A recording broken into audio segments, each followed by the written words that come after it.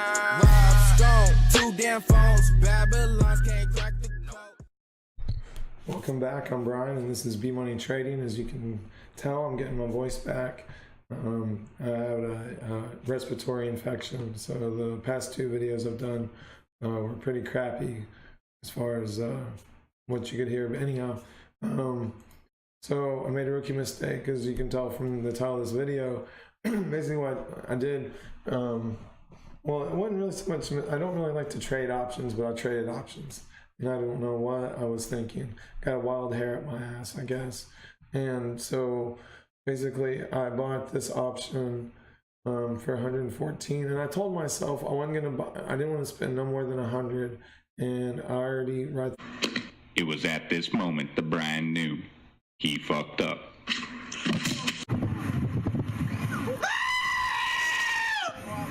And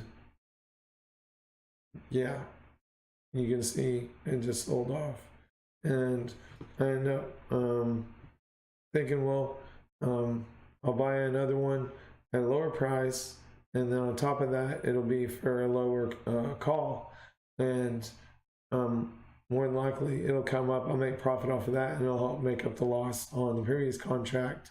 And yeah, we'll see how that played out.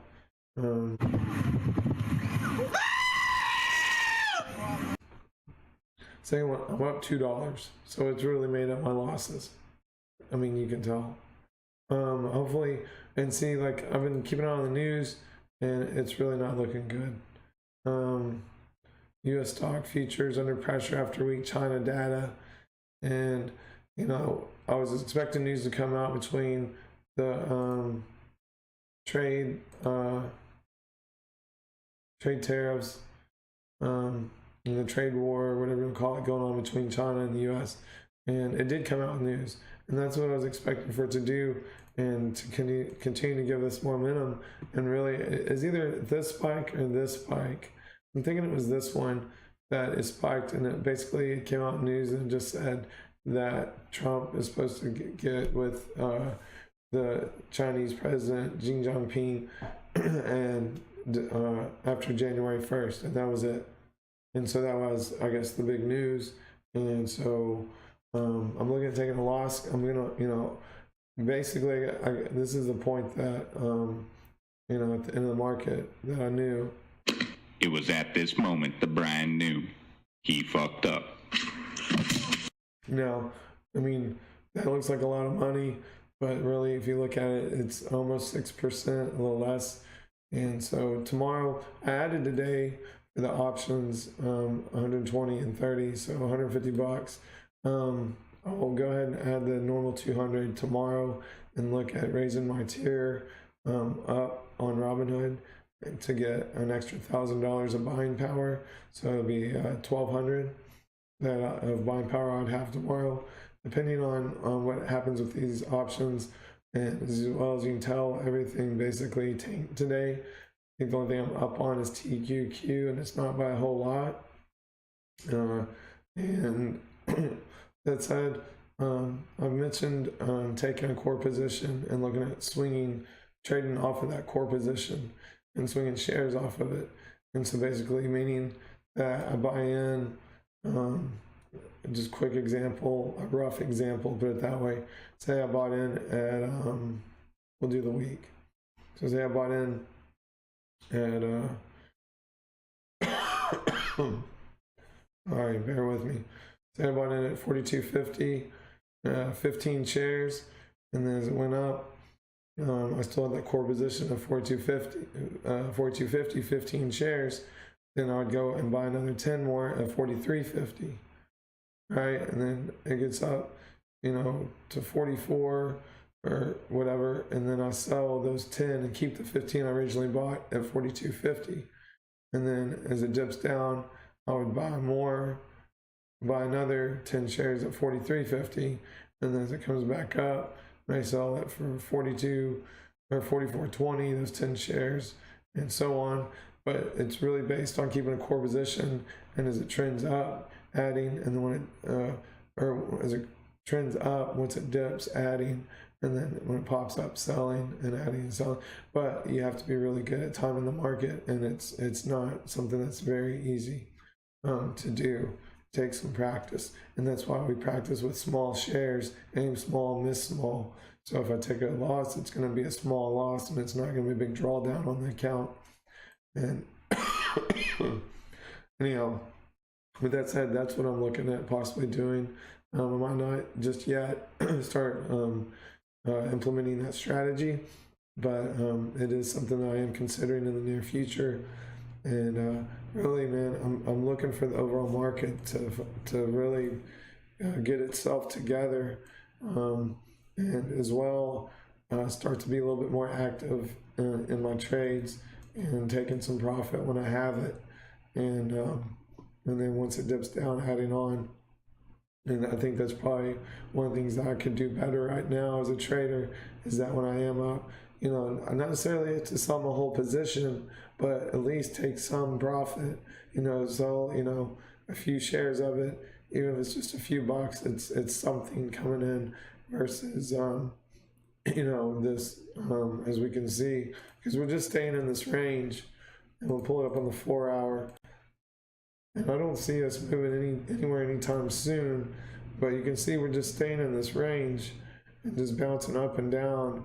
And I'm hoping that we hold this support and we start turning back up. So my options expire Monday at the end of market, and I'm looking to see what they do tomorrow, and maybe just take a loss on it and salvage what I can from those contracts. And lesson learned. The thing about the market is you make a mistake, it's not very forgiving. It's very unforgiving. When you mess up, it's going to let you know that you done messed up. And so basically, I was wrong about this trade. I didn't get the news that I was expecting, and now I could take the risk and say, you know what, it's 150 bucks. We'll just which that's not, I didn't spend the whole 150 on the contracts, I don't think. I'll have to do the math, but say around 150 bucks, and say, you know what, that was a lesson learned, and hopefully I don't have to make it again. That was an expensive lesson, $150 lesson, and hopefully I learned a lesson, and I'm going to stay away from options and stick to my strategy that I've been doing. And that's really the toughest part about being a trader, and especially a new trader, learning the discipline behind it and what it's going to take. Also, I'll say this, and then we'll wrap it up. So partly, I think why I got sick at this respiratory infection is because I don't get to bed until 3 in the morning, and then I'm up at 7:45 because the market where I live is Central Standard Time, so it opens at 8:30, and I can start trading pre-market at 8. And so I'd like to know where I'm at by 8. So I'll get up at 7:45, make my coffee. I'm at the computer by 8 o'clock, and I'm here to watch the market and see what it's doing. And then I'm here for 8:30, and then usually, depending on how it's going, I'll go lay back down for an hour, and then I get up and I have to be at work by 2 o'clock. So try and spend a little bit of time with the fam, go to work from 2, depending on what day of the week it is. I'll get off at 10 at night, sometimes midnight, sometimes 3 in the morning.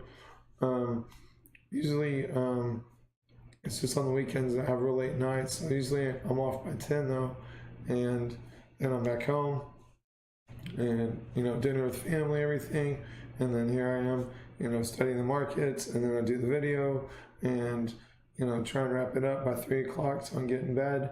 And so basically I'll go off of anywhere from 5 to 6 hours of sleep, and usually by the time it gets close to the weekend, I'm just totally wore out, and me being sick and all is probably just my body's saying, hey, you need to take a break and get some rest. And so I'm trying to do that. As you can see, the last video I did entitled "The Market Doesn't Stop Just Because I Got Sick." Now I can get out of all my positions if I'm not able to monitor them. But that was another topic I was going to hit on. I didn't do Q&A Wednesday because of being ill, but there was a posting the other day about Robinhood, and they had trouble with their platform, and some people got locked out of their accounts, and they were in these volatile positions, and some took big losses. Some made out like kings. But basically, that's partly why I trade the way I do as far as diversifying my portfolio and not having too much of my account in one position, because say there is a power outage or somehow my internet service gets cut or whatever the case may be, somehow I drop my phone in the toilet and the power goes out, and so I have no access to Robinhood, which that's not likely to happen, but I can't get to it, then I don't have to sweat bullets. I'm going to be down hundreds of dollars, or $1,000 plus, given that I have a small account. I don't have to worry about that. But if I have my whole account wrapped up in one position and I accidentally drop my phone in the toilet and then all of a sudden the power goes out, then I'm thinking, oh my God, what am I going to do? Trying to, find a way to access my position, or the broker messes up. And so part of this is one of the things that you should know early on as a new trader is to have a backup plan. Not just as far as if power goes out, do you have a generator?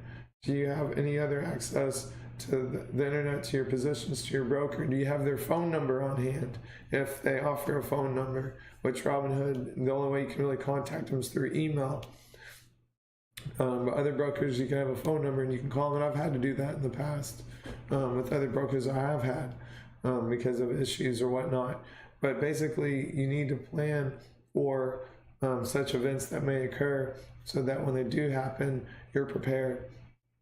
Especially when you have thousands of dollars, wrapped up in trades, and you don't want to be caught unprepared in such events. And so that's something else to keep in mind as a new trader. But really, at the end of the day, looking at my account, for comical use, I'll do this little bit at the end of the video. Been working on editing, and so at the end of the day, you can tell. It was at this moment the brand knew he fucked up.